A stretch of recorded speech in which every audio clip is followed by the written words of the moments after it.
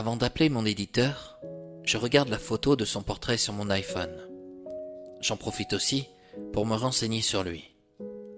Son visage ne m'inspire pas du tout confiance. Il a le crâne chauve, des yeux plutôt vicieux. En clair, il a la tête d'un bel escroc. N'en est-il pas un, au fond? Dans mon ancienne vie, je m'étais informé sur ce que recevait un auteur, financièrement, lorsqu'il signait un contrat avec une maison d'édition, et c'était dérisoire. Un 8e appel arrive sur mon téléphone. Je dois réagir. Je n'ai pas le choix. Allô?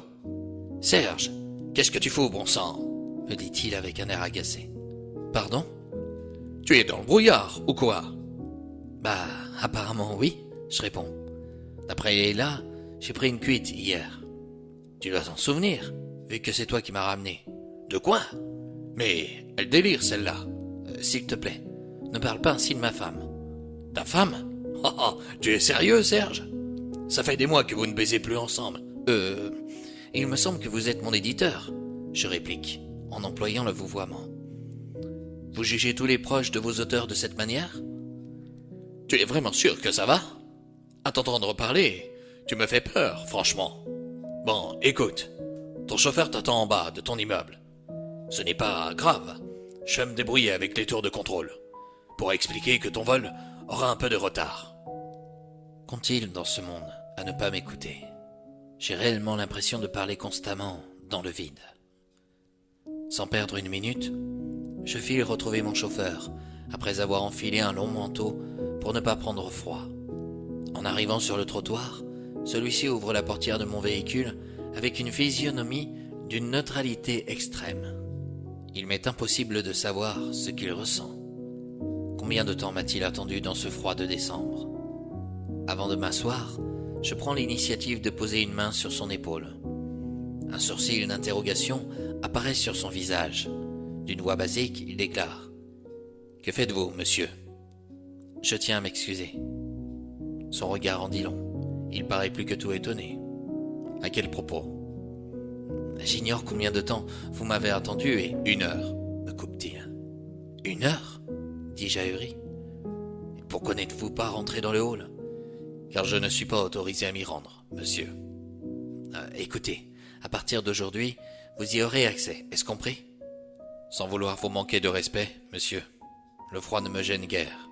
D'ailleurs, ce soir, je vous remettrai ma démission. Et pourquoi? Car cela fait 2 semaines que j'attends le virement de mon salaire qui n'a... Je vais faire le nécessaire aujourd'hui, dis-je en le coupant à mon tour.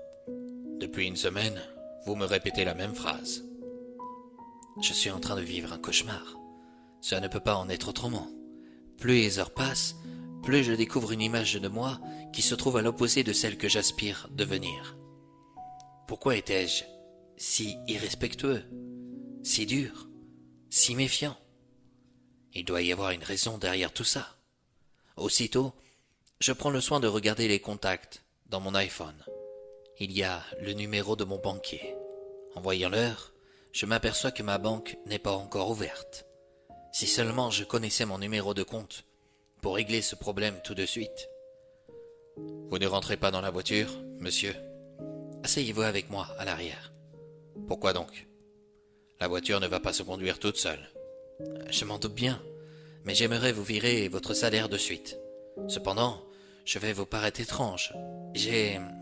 Comment dire? Je ne connais pas le numéro de mon compte personnel pour vous adresser un virement. Il me semble que vous avez un comptable qui se charge de tout cela. Un comptable? Et comment s'appelle-t-il? Je viens de poser une question sans faire attention aux conséquences qu'elle peut avoir.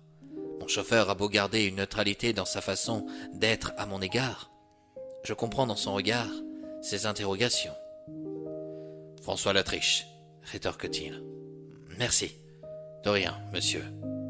Cette relation me paraît tellement hors norme que je m'étonne de savoir que mon chauffeur connaît ce détail au sujet de l'identité de mon comptable.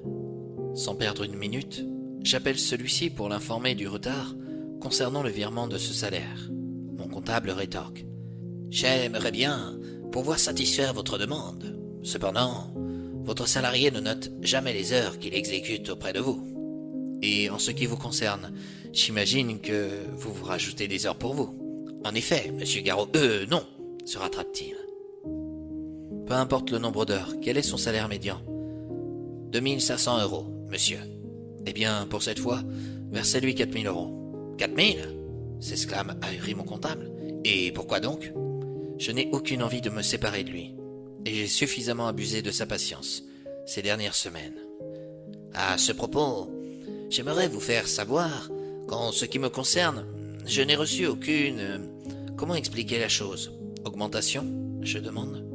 En effet, justement, votre contrat se termine ce soir. Pardon?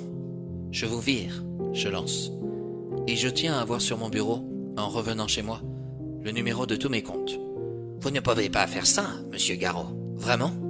Vous croyez?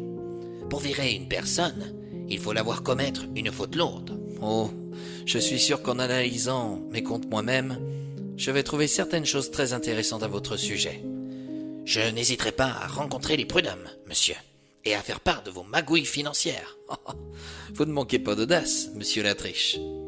Je peux tout aussi bien dire que je vous octroyais une entière confiance concernant la tenue de mes comptes. Et moi, je peux vous anéantir en dévoilant aux médias que vous volez les œuvres de jeunes auteurs qui vous demandent des conseils pour se faire éditer. Ils vous envoient leurs ouvrages pour obtenir un retour qui n'arrive jamais. Ai-je bien entendu? Sur le visage de mon chauffeur, un mince sourire se laisse percevoir. Il doit certainement penser aux 4000 euros qu'il va recevoir et dont il ne s'y attendait pas. Ce doit être l'opposé pour mon comptable. J'ignore comment j'ai pu le rajouter dans mon entourage, mais il est clair que j'ai un bon coup de balai à passer devant ma porte. Si ce qu'il dit est vrai, j'ai de sérieux soucis à me faire, et je vais devoir réellement me mettre à écrire comme je l'entends. Or, je néglige une chose essentielle, mon éditeur. En réalité, c'est lui le salaud qui utilise ma personnalité afin que je devienne un véritable escroc à sa place. C'est lui qui profite de ma notoriété pour se faire un max de pognon dans mon dos. Je me demande comment il me permet de m'en sortir à chaque arnaque.